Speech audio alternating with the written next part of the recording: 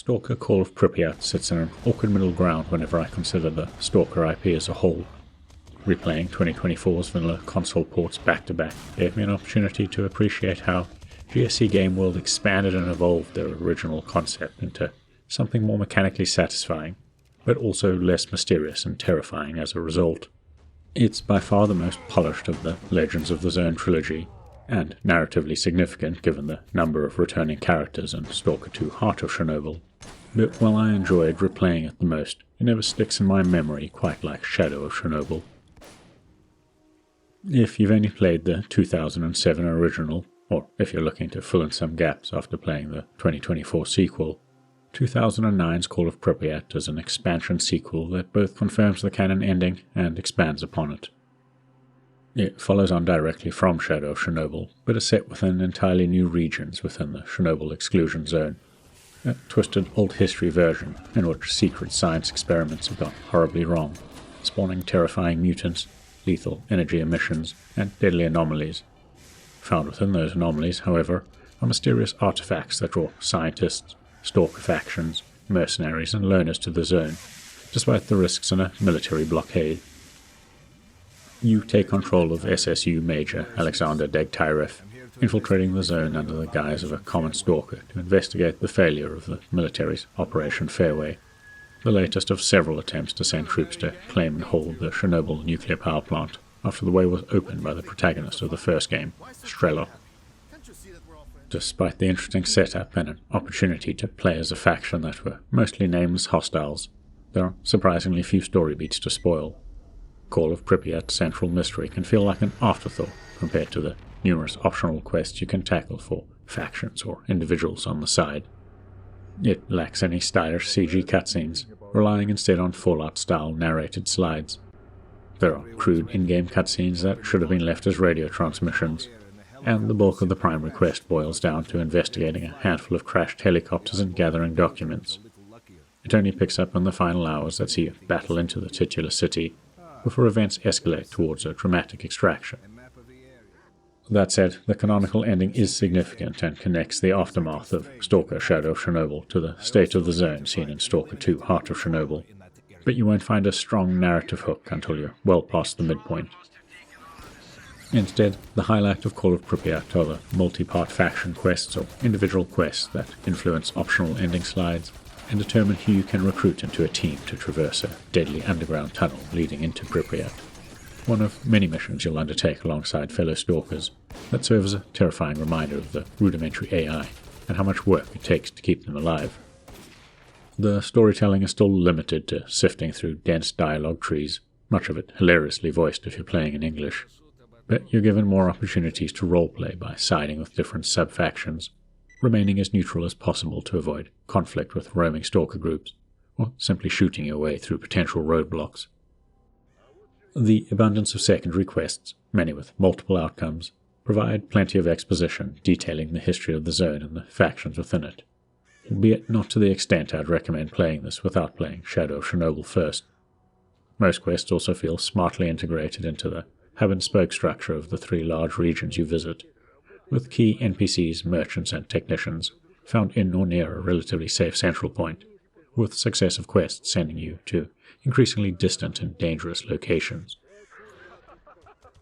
That more sensible world structure, interior locations that loop back towards the entrance, and generally less backtracking are examples of the improvements that make Call of Prypiat more satisfying to play than its janky predecessors. With a first-person shooter core, still dealing with high-damage gunfights, lethal mutants, radiations, and anomalies that can kill in seconds during the early to mid-game, even on the lower difficulties. However, many mechanics introduced in Clear Sky, like equipment repairs, tiered gear upgrades, and a less punishing weight limit, return. It keeps the detector system for finding artifacts, but reverts to Shadow of Chernobyl's more abundant and powerful artifacts that you'll be juggling between frequently. Oh, and you can finally sleep, without modding the game, to pass time and not have to venture out after dark unless a quest demands it. Call of Prypiat still feels closer to a tactical shooter, rewarding the use of cover, flushing enemies with grenades and landing headshots, but low-tier and damaged firearms are still woefully inaccurate in a distinctly video-gamey fashion. Similarly, low-tier or damaged armor provides little to no protection from bullets, claws, radiation, or anomalous energies. It's frustrating at first, but it pushes you to engage with the satisfying progression system, in which you're only ever as good as your gear and equipped artifacts.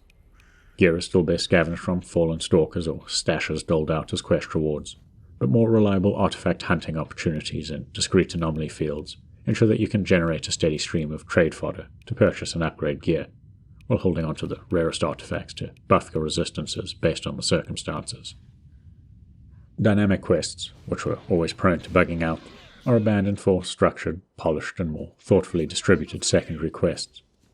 It's now far more plausible to tackle multiple quests simultaneously, as significant locations are evenly spread out around the local hub, and it's often safe to travel between them so long as you travel by day, stick to the main roads, or pay roaming bands of stalkers to fast travel there with you. A mechanic you can exploit when hunting mutants, or should you want to trigger faction battles and loot the bodies afterwards. Time of day progresses slowly, and daily emissions are rarely an issue, unless you find yourself heavily overburdened with loot and the nearest safe zone occupied by mutants. Call of Prypiat does ramp up the challenge once you depart for the city, eventually locking you into the endgame and leaving you with limited access to only a medic and technician who can potentially die during scripted missions. In contrast, the Zaton Swamp and Jupiter Plant regions feel weirdly safe. There are still quests that lead to frantic firefights with well-armed mercenaries or monolith soldiers, mutant hunts and dark abandoned structures, and some that force you to traverse areas riddled with anomalies. But you're never that far from safety if you need to beat a hasty retreat or restock before tackling another objective. It feels like a far cry from how terrifying it was to explore the distant X-Labs or any of the endgame regions from the Red Forest onwards and Shadow of Chornobyl, as fast travel and repair technicians were not an option, leaving you scrambling to scavenge gear in decent condition to survive. By diminishing that sensation of being truly lost and vulnerable in the zone for much of its playtime, and by polishing off many rough edges that contributed to janky but emergent gameplay moments, Call of Prypiat's most memorable moments are limited to those scripted by the developers. Despite ending on a negative point, I'd still readily recommend Call of Prypiat as a companion piece to Shadow of Chornobyl, especially for those looking to pick up the sequel, or for those who want a more refined gameplay experience that better realizes its hybrid survival shooter RPG ambitions. As for where to play it, the PC version is frequently discounted, offers mouse and keyboard support that works better with the gunplay and inventory management, and offers extensive modding support. If you're looking for longevity, there are mods that simply offer unofficial bug fixes, quality of life changes, and balance tweaks, but you'll also find mods that entirely overhaul visuals, extensively alter the gunplay and difficulty, or change the entire game into a free-form stalker life sim detached from the existing plot. Some PC players might argue an unmodded Stalker playthrough is missing the point, but I found the Legends of the Zone trilogy an unexpectedly great console port if you're looking for a vanilla experience to play on the couch. The originals still hold up when it comes to generating a terrifying atmosphere and a cohesive sense of place, and the visuals were slowly refined with each standalone expansion.